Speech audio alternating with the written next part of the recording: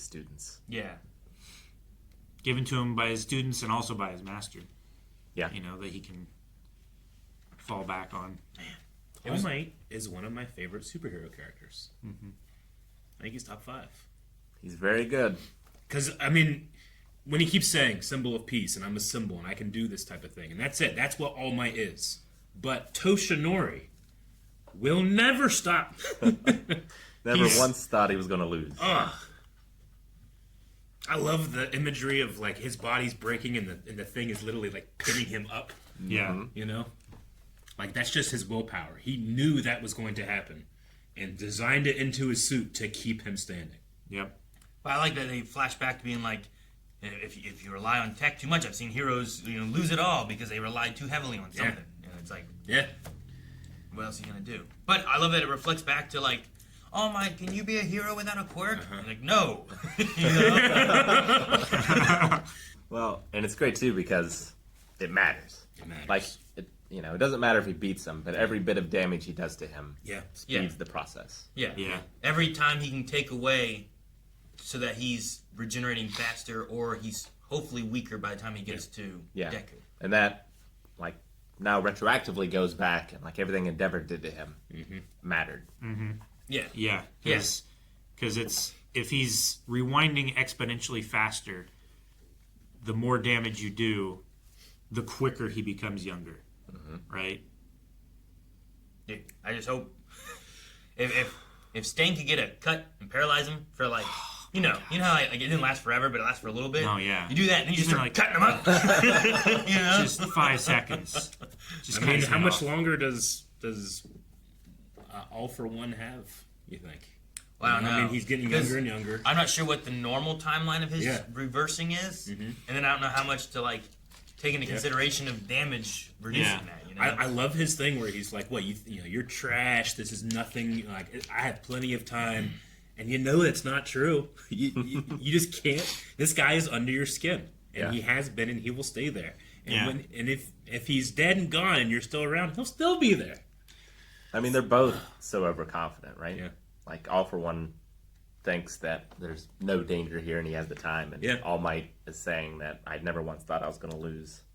But All for One, he's always just said, like, well, the reason that you're such a thorn in my side is your ability. That's all you are. That's all anybody is their powers, and I will take them, and now they're nothing. I mean, it's like All Might's given, like, a final lesson to everybody, being like, that's not it. Plus, Ultra isn't push your power as far as you can. It's push yourself, and your power will follow. Well, All Might's, like, the idea of his ego being like, I never thought I'd lose. Like, I feel like he's already won, taking him off the trajectory, hitting him or whatever. Like, his goal of winning can be different than just, I defeat you and I'm still alive. His definition of success isn't necessarily beating and surviving. It's just delaying. Well, yeah, and being that symbol for peace, right? And like Eric was saying, like, this is very symbolic, this act. I love it jumps back to him thinking about Stain, being like, you're not All Might smile no matter what. And then it circles him back to think about what he said to his master and talking about wanting to be that symbol of peace, and I'm quirkless, but I'll do it. And this show really, like, I remember when we first started watching, and we'd have All Might pull off these smiles, and sometimes they can look quite sinister, menacing. Sure. But like now when I watch it, I just see like someone smiling through pain. That ending with him with all those, like, it was some shots of him like hurt and injured where it looked kind of scary, but then he starts laughing like the Joker, and he has like tentacles coming out and looking. Oh, man. It's not even fake it till you make it. He's just doing it, like, because he knows he's not going to make it. Like I'm. If we come back here next season, All Might dies in episode 1, I will be happy. That's such a weird thing for me to say, but like, screw you. Yeah, I know, but like, I'll be happy he dies. I mean, go All for One. It's my only real complaint about this episode was like I felt like we were crescendoing into Act 3 of my favorite superhero movie, and it ended. And it's like, come back next year. Come back. That's my only upset thing. Which it'll be crazy if next year's a full season again, because it feels like we're at the end. It feels like we're at the end. I understand. Sure. It's this season's like the Infinity War. Yeah. You know what I mean? To the end game. Yeah. Like, yeah. It's not necessarily that it's going to end where it's like, well, we all lost, but it's building up to that final moment and everything, right? And this isn't an end; it's a handoff, right? Like this is All Might's. But I also like that we've gotten time to spend with all of the heroes to see them succeed in all these locations, right? Mm-hmm. Yeah. Like Shoto and Dabi's stuff. Like I'm glad that we got to have that. I'm glad the whole family was there for it. Yep. Just going through and getting a chance to see. We didn't get to see Tailman. I need Tailman. I need Sugar. I need Sugar Rush to get his moment. Tailman? Cellophane. You're talking about the guy with the white hair and The guy with the tail. He's talking about. He was there. Yeah, he's there, but does he get like a moment? He didn't have a moment. I mean, I'm sure they showed everybody Yeah. here, but I mean, like we had Ida and Todoroki. We had Bakugo. the multi-limbed guy. Yeah. like he didn't have a scene where he's like fighting and Even that. against Spinner, like Koda and shoot, who was with him? Mineta? No, it wasn't Mineta. Sugar Rush? No, Tentacle. Tentacle. Yeah. You know, like The other Heteromorph. heteromorphs. Yeah, they got moments in there, and I'm like, oh man, like Tentacle, never gets to do anything, you know. Even Earjack, Jiro. You know, like there's some moments with them, you know. Oh yeah, dude, she got to be like, yeah, I just fought the Demon Lord, no big deal. Yeah. How many people can say that and lived? Like getting those chances to be able to see each of them, like Sue and Ochako both got to do some stuff, you know. Like there's a few that we haven't had yet, and I don't know if we'll still see them or if we've everything's kind of dwindled a little bit. I don't know. We have a whole nother season, so there's ample opportunity.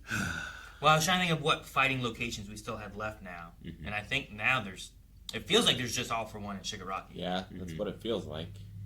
Unless, I mean, there were some battle places we never saw, right?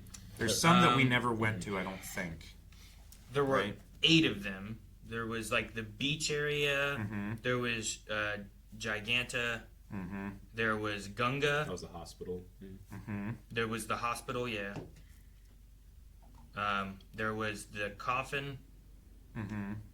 There was UA. wherever Dabi was initially. Camino Ward? Maybe. Yeah. Is that what it was? There were some that stayed where they originally had the ambush, right? Yeah, probably. I don't think, maybe not everybody went into the portals. Yeah. I need to go back and look, but I'm pretty sure they said that there was 8 of them. Yeah. But like most of them, like Gigantomachia, like they did that and they took over him and then took him to the one. Now he's dead. There's no reason to fight there. Yeah. No, he's dead. Yeah. All for One killed him, right? Yeah. Assume. The hospital. But I didn't take his quirk. Hospital was the Kirigiri fight and everything, and that's done there. But Kirigiri is still around. Well, we haven't seen him, I don't think, since Present Mike and was Aizawa one of them? Aizawa. Or just Present Mike? That was Someone was caught in the air. Yeah. And we haven't, I don't think we've seen them again. Yeah. I love also, though, that we've had, like, the idea of Deku and All Might, like, wanting to inspire others and push them further, and the way Deku has inspired a lot of the classmates, right? Yeah. Like, I love Ida talking about, like, Midoriya and Shoto, like, pushing him to be who he is now because he could have fallen down a path that he wouldn't have liked. But besides just in helping the heroes, we had, like, Gentle that was inspired by Midoriya, and we had Nagant who was inspired by Midoriya, and just these other villains kind of coming back and helping It's as well. a wave, right? Like All Might inspires him. He inspires Ochako. Ochako inspires Toga. Yeah, you get that. Like, it just pushes out further and further. Yeah. Like, besides just their power base, it's the inspiration from them wanting to be more inspirational. You know? I didn't think I needed any more Toga Ochaku stuff, but I really liked what they did this episode.